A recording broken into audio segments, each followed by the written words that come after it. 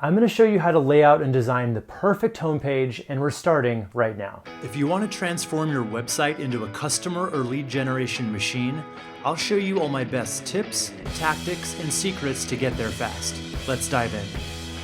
Hey guys, I'm Wes McDowell, web strategist for The Deep End, and if you're not subscribed to our channel yet, just click the subscribe button and the little bell icon next to it so you never miss another video you need to succeed online. Now, if you're watching this video, that probably means you're in charge of your business's website, and very few pages are as important to a small business's website than their homepage, simply because it's usually the entry point into your business. So if you want to make that good first impression and entice way more people to stick around on your site rather than going for the back button, I'll show you what you should include on your homepage to move people through your sales funnel, or at least to move them to the proper landing page on your site that's going to be the most important for them, making it more likely for them to convert into a customer. So the way you handle your homepage is really going to depend on what you offer as a business. So I'm going to go over when it makes sense to include, some really persuasive content on your homepage itself, or when it makes sense to more quickly funnel people to other areas on your site.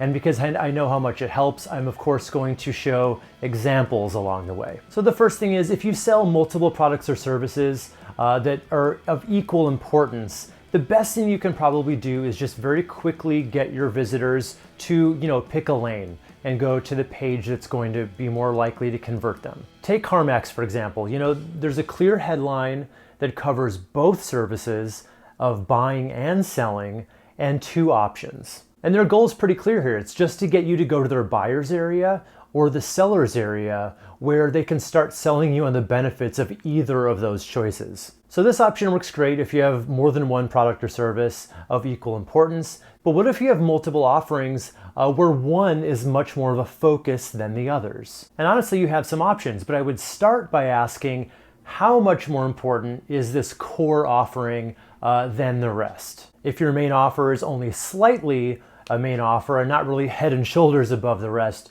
it might still make sense to funnel people to separate landing pages broken out for your individual products or services, but you might want to consider doing it more like Ring.com does it. See how they put much more visual interest on their flagship product, which is their doorbell. This way people know this is their main product, but they do still offer cameras and security systems and other things as well. But if you know that your main offering accounts for, let's say, 80% of your business or more, you might just want to make your homepage mostly about that core service. For instance, if you were to sell fencing, decking, and gazebos, but you know that 80% of your business comes from just selling the fencing, you might want to lean into that. So when that great majority of people coming to your site that are looking for the fence, they're not going to be turned off by the fact that you appear to be too general in what you offer. In that case, putting equal emphasis on all three services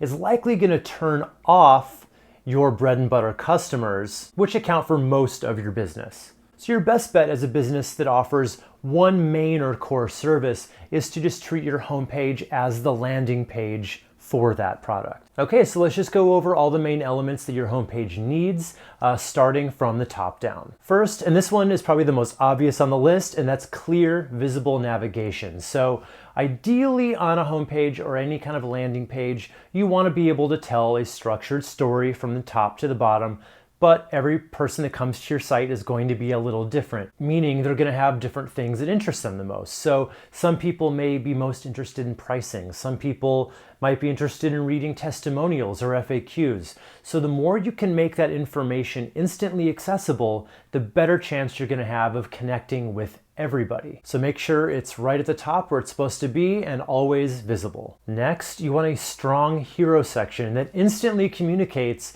what it is you do and how that benefits your customers. It should include a strong headline, subheader that gives even more explanation, and an image that visually represents the written text. So the goal here is just to make it 100% clear exactly what you do within 3 seconds, and you want to use no industry jargon whatsoever. Using technical language may show off your expertise, but it does absolutely nothing to connect with your customers. And it ends up often coming off way more about you than them, so it's best to avoid it. Now, the big trend here used to be using an image slider with rotating images and headlines to accompany them, but they've done a lot of studies in the past few years that basically all said the same thing, that these are just really bad for conversion. So you're better off just sticking with one image and one strong headline and message. Okay, next, you're gonna wanna call out the benefits of what you offer. Now, a big homepage trap I see a lot of businesses fall into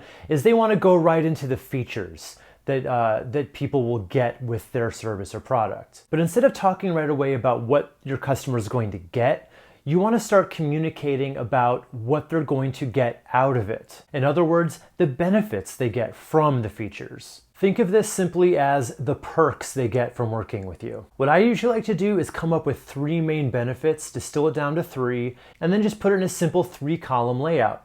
Name the benefit, give a short description, and use an icon or an image to make it very visually clear at a glance. Remember, most people don't so much read a page as they skim it, so visual cues are really important. So we've covered the benefits, which really satisfies that emotional part of a buyer. And remember, most buyer behavior is actually motivated by emotion, and only after they've decided on a product to some degree do they decide to back that decision up with logic. So next, we're going to play into that logic part of the brain, and now it's time to talk about the features. So include a little features section that shows exactly what they're going to get. I like to put this into a simple bulleted list. Just list out what's included, and rather than list out every single thing, which may be overwhelming for the average viewer, I'd limit it to maybe 10 or so bullet points. Okay, next is very important, and that is social proof. So we live in a world that's pretty run by reviews and testimonials. You know, it's pretty rare these days to ever buy anything online or go to a restaurant or even go to a movie without reading a few reviews about it first, right? Well, your website is no different, so you're gonna need this on your homepage as well. So if you're a service business, include a few testimonials, or if you sell a product, you're gonna wanna have a few product reviews right there on your homepage. And rather than just written text, you're definitely going to want to include a real photo of the reviewer. It just helps it connect much more, and people are more likely to believe it as being true if they can see the face attached to it and know it came from a real person. And I really recommend going one step further with this and actually getting at least one video testimonial or product review. It just connects much more powerfully than written text, even with that photo. So I really challenge you to go out and get at least one of those. Another way to use social proof to your advantage is through a plugin such as Proof. This works great if your main call to action is to schedule an appointment or a consultation, or to download a free piece of content. All you have to do is set it up and track every time someone completes that desired action, then it captures it and displays it to other visitors. It basically shows people that others are taking action, which studies have shown can be a powerful psychological motivator, silly as it may sound. And that leads me very nicely to my next point, which is your primary call to action.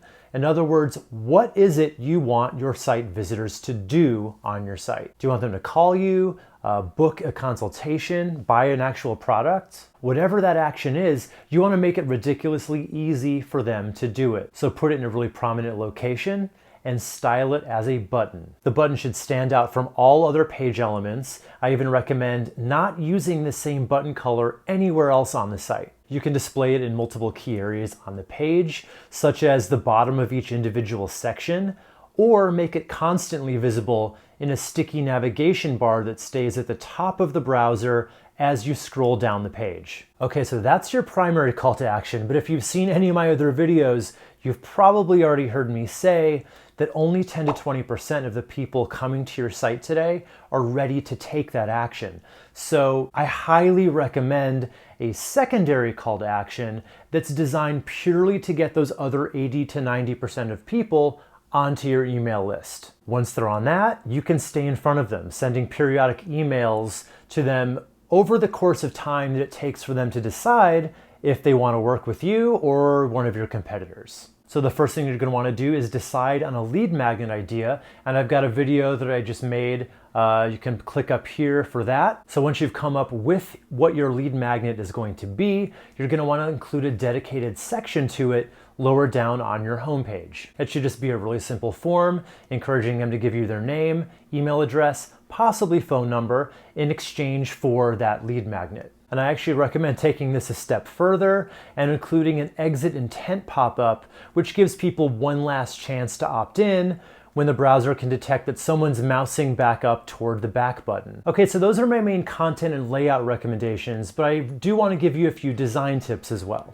So my main design tip is you want to keep things visual with large images that illustrate the main concepts or at least enhance the feelings that you want people to associate with your brand. And generally speaking, images of people resonate best if it makes sense for your particular site.